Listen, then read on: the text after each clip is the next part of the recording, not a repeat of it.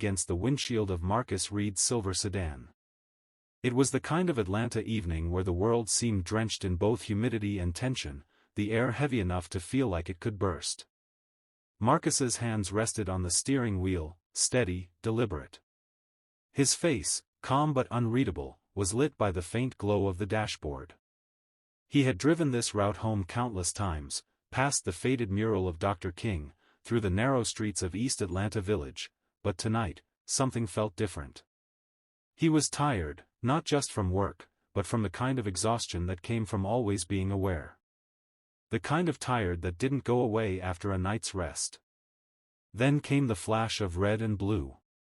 The sirens cut through the soft jazz playing on his radio. Reflexively, Marcus checked the rearview mirror. A police cruiser. Close. Too close. He pulled to the curb, exhaling through his nose. The car behind him stopped with a hiss of wet tires. Marcus rolled down his window, feeling the drizzle sprinkle against his arm.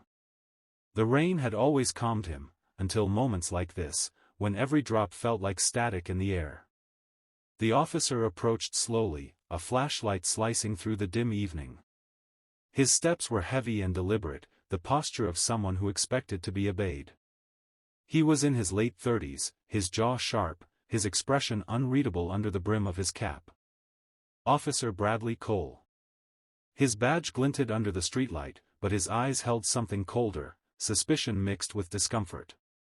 He leaned toward the window, flashlight aimed not at Marcus's face, but at his hands on the wheel. "License and registration," he said. His tone wasn't hostile, not yet, but there was something in it. Attention Marcus had heard his whole life. Marcus complied, slow and careful. "Of course, officer," he said, his voice even. Cole's eyes lingered longer than necessary. "You know why I pulled you over?" "I'm not sure," Marcus replied. He knew the rhythm of these conversations too well, polite, cautious, measured. Like walking a tightrope in the rain. Cole's gaze moved from Marcus's hands to his skin. That pause, half a second too long, told Marcus everything. The officer's suspicion wasn't about a traffic violation anymore. It was about him. "You rolled through that stop sign back there," Cole said finally, though even he didn't sound convinced. Marcus nodded. "If that's the case, I understand." But Cole didn't move. He didn't take the license back to the cruiser. Instead, he stayed there, watching Marcus, studying him, searching for something he'd already decided existed. "Where you headed?" Cole asked, leaning closer, the rain running down his uniform sleeves. "Home," Marcus said quietly. Cole's lips pressed together. "Long day at work?" Marcus smiled faintly. "You could say that." The officer's flashlight beam shifted, lingering on the tailored cuffs of Marcus's shirt, the gold watch, the ID lanyard still tucked into his jacket pocket. "What do you do for a living?" The question was casual in tone, but Marcus heard the undercurrent. "You don't look like you belong here." He'd heard it before, from other men with badges. "I work with the police department," Marcus said. Truth, though not the full truth. Cole's eyes narrowed slightly. "You a cop?" "I work in oversight," Marcus replied. "Administrative side." The air between them thickened. Cole's posture stiffened. Oversight. A vague, dangerous word. After a pause, he said, "Step out of the car." Marcus hesitated, just a breath. "Is there a reason for that, officer?" Cole's jaw flexed. "Do I need to repeat myself?" Marcus slowly unbuckled his seatbelt, stepped into the drizzle, and straightened. He stood a few inches taller than Cole, his frame calm but commanding. The officer's gaze swept over him again, the skin, the stance, the quiet confidence that somehow made him uneasy. "Hands where I can see them." Marcus complied, folding them loosely in front of him. The rain picked up. The sound filled the silence. "Got any weapons on you?" Cole asked. No. Cole circled him, flashlight gliding up and down, lingering too long, searching for justification. The longer he found nothing, the more agitated he seemed to become. Marcus had seen this pattern before, fear disguised as authority. Cole's tone sharpened. Mind if I take a look inside your vehicle? Yes, Marcus said calmly. I do mind. Unless you have probable cause, I don't consent to a search. Cole froze, surprise flashing across his face. Then came the irritation. You know a lot about the law for someone just trying to get home. Marcus looked him dead in the eye. I've had to. Flashback, 6 years earlier. The first time Marcus was pulled over, he was 24, fresh out of law school, full of belief that reason could bridge anything. The officer then was younger, nervous, and had his hand on his weapon before Marcus could finish explaining he was late to class. That night changed him. It wasn't the fear that stuck, it was the realization that fear was automatic for them. They didn't see him first as a man. They saw him as a risk. He promised himself something that night, to learn every law that governed those encounters. To understand the system that judged him before he spoke. He did. And he'd risen inside it, quietly, strategically, until he was in a position to challenge it from within. Back to the present. Cole's patience was thinning.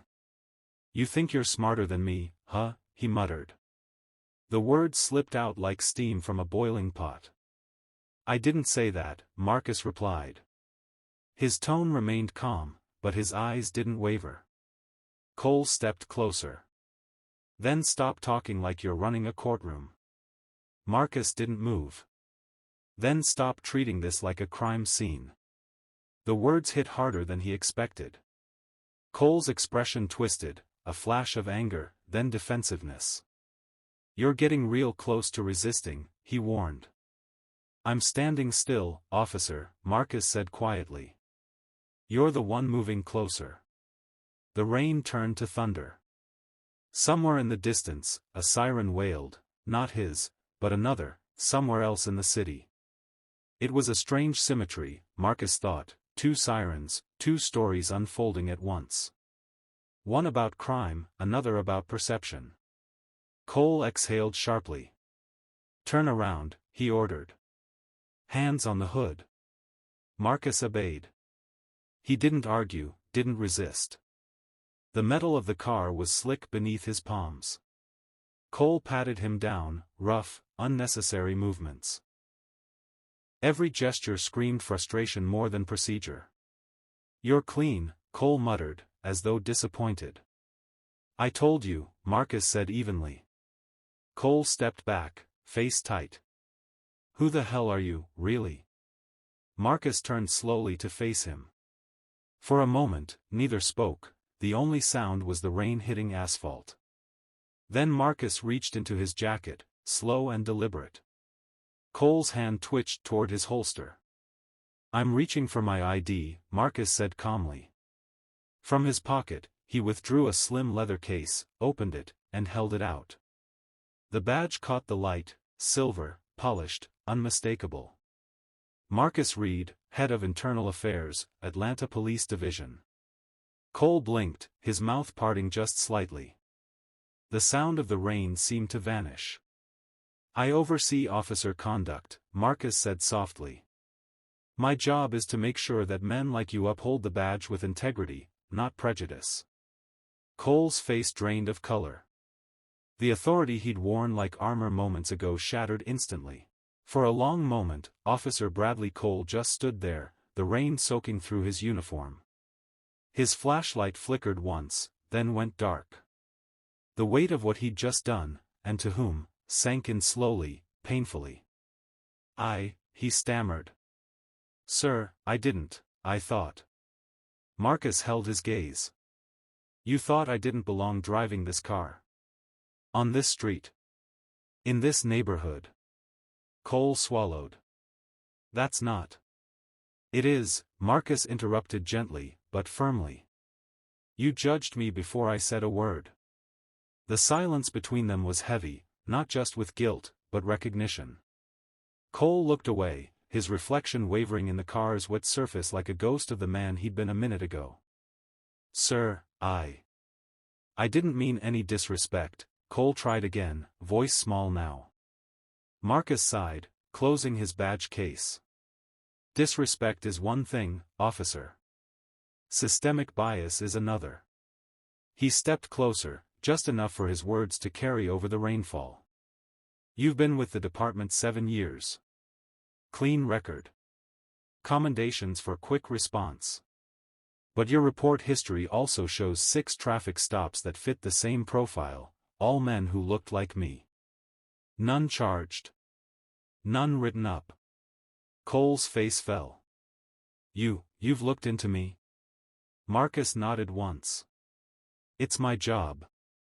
For the first time that night, Cole had no authority left to hide behind. Only a growing, uneasy awareness of the truth, that power without reflection was just fear with a badge. Scene shift, Internal Affairs Office, next morning. The city had dried overnight, but the tension hadn't. The glass walls of the Internal Affairs Department reflected the Atlanta skyline, hazy and gold in the early sun. Marcus sat behind his desk, a coffee untouched beside him. His assistant, Samantha Vega, entered quietly, carrying a folder. "Cole came in this morning," she said. "He requested a meeting." Marcus nodded. "Let him wait." Samantha hesitated. He seemed shaken. "They always do after the mask slips," Marcus replied softly. "But maybe that's the first step." She placed the folder on his desk. "The chief wants your report by noon." Marcus glanced at the cover page, use of unjustified authority, preliminary inquiry. His own name listed as witness and victim. A rare duality. He sighed. "You ever wonder, Sam," he said, "how many times a day something like that happens, and nobody has a badge to defend themselves with?" Her eyes softened. "Every day, sir." He nodded slowly, flipping open the file. "Then every day we've got work to do." Flashback, years earlier, Police Academy. The training room smelled like gun oil and coffee. A young Marcus Reed, one of only 3 black cadets in his class, listened as an instructor paced the room, talking about awareness. "Remember," the instructor barked, "you never know who's dangerous out there." Marcus raised his hand. "Sir, do you ever worry that assumption makes everyone look dangerous?" The room had gone still. The instructor stared at him for a long beat before smirking. "You'll learn the difference once you've been on the street, Reed." But he had learned something else that day, that systems weren't built to question themselves. People had to. Scene, Chief's office, noon. Chief Warren Hayes sat behind a massive oak desk, hands clasped. His gray hair and quiet demeanor gave him an air of wisdom, but his eyes were tired. Marcus stood opposite, folder in hand. "I read your preliminary report," Hayes said. "You sure you want to pursue this formally? Cole's record isn't spotless, but he's popular in the precinct." Marcus met his gaze. So was every man who thought the rules didn't apply to him. Hayes sighed, leaning back. "You're making waves, Marcus. Some officers already think Internal Affairs is out to get them." Marcus's voice was calm. "Maybe they should be more worried about why that thought bothers them." The chief nodded slowly. "You've got my approval. Proceed with the investigation." As Marcus turned to leave, Hayes added, "You handled yourself well out there. Most would have lost their temper." Marcus paused at the door. "If I lost it every time someone saw my skin before my badge, Chief, I'd never get anything done." Scene shift, interrogation room. Officer Cole sat in a cold metal chair, his uniform crisp but his confidence gone. Across from him, Marcus entered quietly, no file, no theatrics, just presence.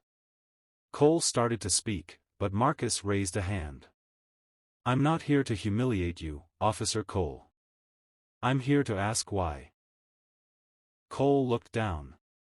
I thought you were acting suspicious. Suspicious how? Marcus asked. Cole hesitated. You looked nervous. You avoided eye contact. Marcus's brow furrowed. Or maybe I was cautious, because men like me have learned what happens when we move too fast around men like you. Cole said nothing. Marcus leaned forward slightly. You think racism means shouting slurs or violence. But it's quieter than that. It's in assumptions. In fear. In the tone you use when you say license and registration to someone who looks like me. Cole's throat worked. I didn't mean to. I know, Marcus said softly. But meaning well doesn't undo the impact. The officer blinked rapidly, eyes glassy. Am I losing my job? That depends, Marcus replied. Are you willing to face the part of yourself you've been trained to ignore? Cole looked up slowly.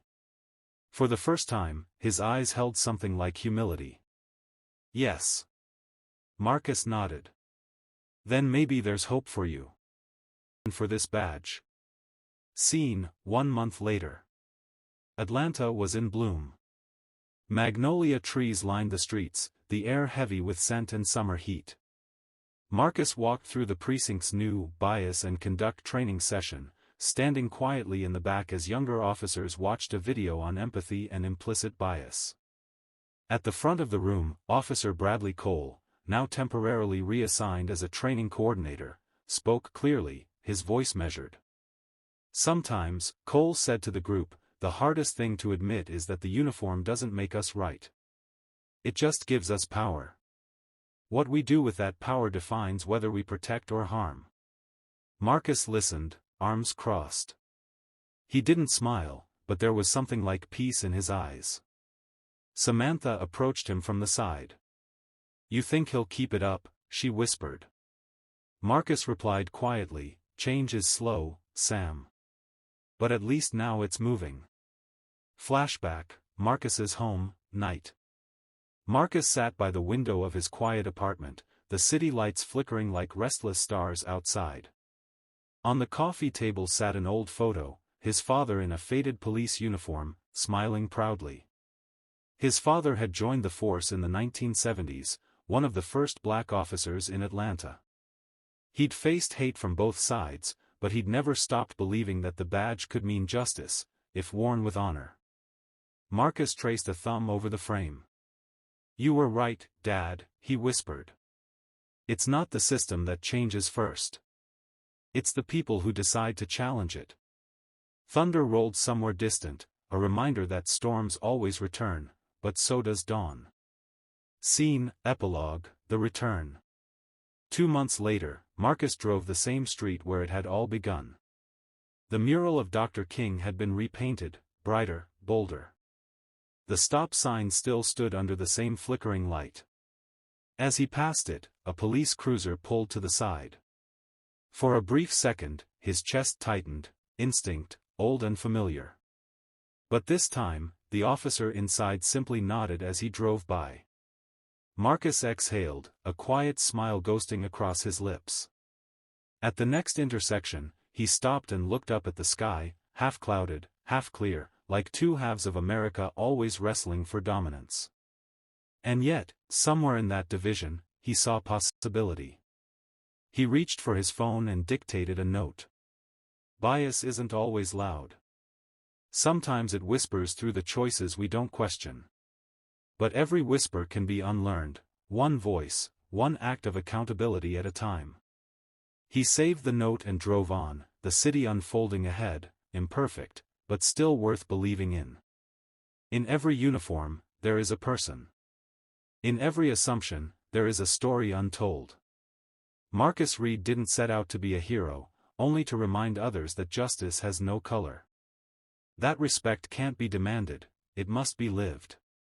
The system hadn't changed overnight. And sometimes, that's where revolutions come, if you believe that real change begins with understanding. If you dream of a world where no one is judged by their color, but by their character. Then be part of that change. Like, share, and subscribe, not just for this story, but for every voice that deserves to be